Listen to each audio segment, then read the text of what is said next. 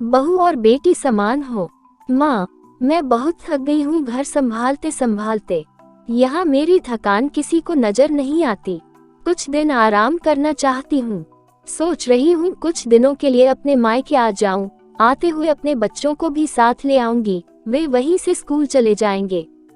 आखिर एक ही शहर में ससुराल और मायका होने का कुछ तो फायदा मिले। नम्रता ने फोन पर अपनी माँ से कहा। पार्वती जी ने दूसरी तरफ से कहा, हाँ बेटा, जब तेरी इच्छा हो आ जाना, आखिर ये तेरा भी तो घर है। ठीक है माँ, तो मैं कल ही आ जाऊंगी, नम्रता खुश हो बोली। हाँ बेटा, कल आ जाओ, मैं तुम्हारा इंतजार करूंगी। अभी मैं फोन रखती हूँ, मुझे मंदिर भी जाना है। कमला जी ने फोन रख दिया और सीधे किचन में गई। किचन में खाना बना रही बहू से बोली, अरे अनुपमा सुनो, कल तुम्हारी ननंद आ रही है। आज बाजार जाकर फल, सब्जी और मिठाइयाँ लेकर आना। बेचारी मेरी बेटी ससुराल में नौकरों की तरह काम करती है और उस पर कोई ध्यान ही नहीं देता। यहाँ आएगी, कुछ दिन रहेगी तो उसका मन और तबीयत अच्छे रहेंगे। सास के मुंह से ऐसी बातें सुनकर अनुपमा का चेहरा उतर गया। वह मन ही मन सोचने लगी, काश आपको मेरी थकावट भी नजर आती। मैं भी दिन रात झाड़ू पोछा, बर्तन, खाना बनाना, मार्केट जाना और हर वह काम करती हूँ जिससे हमारे परिवार वालों को कोई दिक्कत ना हो। काश आप मुझ पर भी ध्यान दे पाती। आपकी बेटी तो जब मन में आता है तब यहाँ आ जाती है, लेकिन मैं साल में एक बार ही अपनी माँ के पास जाती हूँ, तब भी आपको प्रॉब्लम होती है। मैं भी इंसान हूँ, मेरा भी मन है, मुझे भी लगता है अपने माँ के पास जाकर थोड़ा आराम करूँ, सुख दुख की दो चार बातें करूँ, अपना मन हल्का करूँ। भगवान, अब तुम ही कुछ करो ताकि मेरी सास की आंखें खुले और उसे मेरी थकावट भी नजर आए। शाम तक भगवान ने जैसे अनुपमा की सुन ली और उसकी ननंद का फोन आया।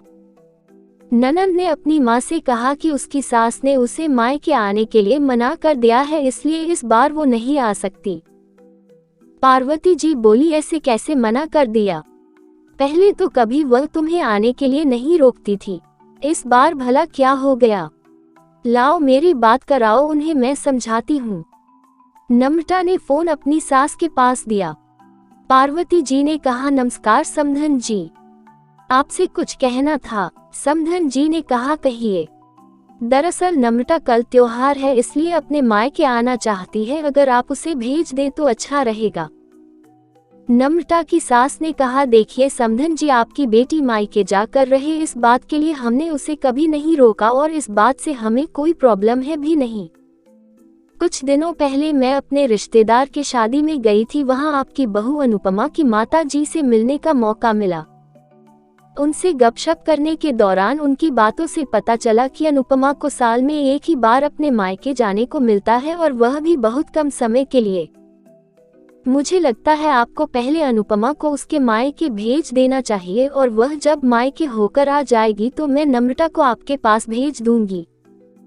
एक बहुत जरूरी बात जो मुझे लगता है आपको समझ लेनी चाहिए कि आपको अपनी बहू को भी बेटी की तरह या बेटी से भी ज्यादा प्यार देना चाहिए।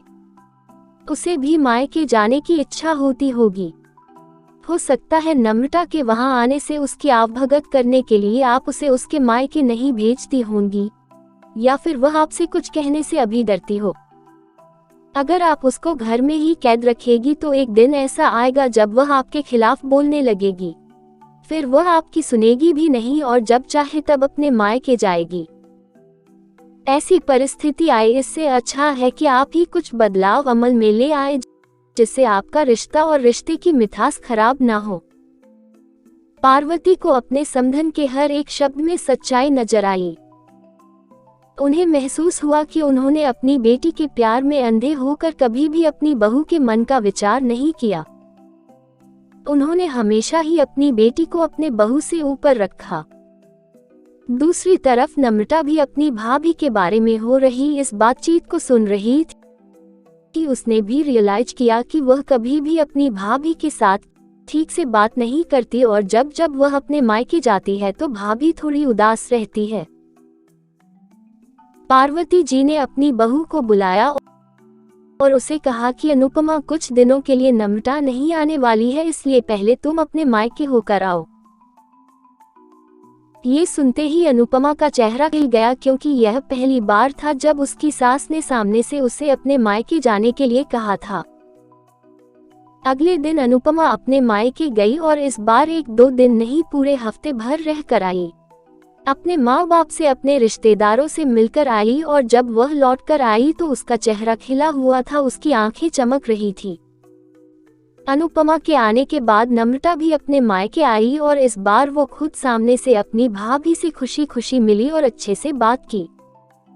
नम्रता ने अपनी माँ से बात करके उन्हें भी अच्छे से समझने में मदद की कि वह कहीं ना कहीं अनुपमा के साथ गलत व्यवहार कर रहे थे। दूसरी तरफ अनुपमा अपने ससुराल वालों के बदले रवैये से बहुत खुश थी। अब वह खुशी खुशी सबका ध्यान रखती और हर काम प्यार से करती। वह ध्यान रखती कि कोई भी ऐसी बात या काम ना करे जिससे घर में तनाव का माहौल पैदा हो। पार्वती जी अपनी बहू को खुद ही समय समय पर मायके भेज दिया करती थी। एक छोटे से बदलाव ने सास बहू और भाभी ननंद के बीच की कड़वाहट को दूर कर दिया और रिश्तों को और भी ज्यादा मीठा, प्यारा और मजबूत कर दिया। दोस्तों, आपको यह शिक्षाप्रद कहानी कैसी लगी? अच्छी लगी तो लाइक जरूर करें, कमेंट करें, शेयर करें और मेरे गुरुजी वॉइस चैनल को सब्सक्राइब करें। आपका बहुत बहुत धन्यवाद।